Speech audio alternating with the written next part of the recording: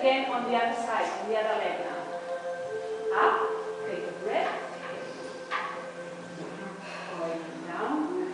If you cannot touch the floor, bend your knees. And now we'll do this at the contrary. The other leg goes at the back. The other leg goes to serve the other foot on the flat position. Now we'll do the dog facing down, up the bottom.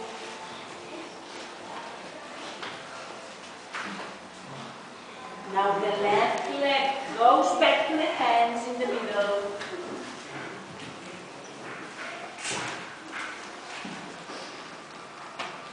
Right leg goes here. And now bending your knees, arms out.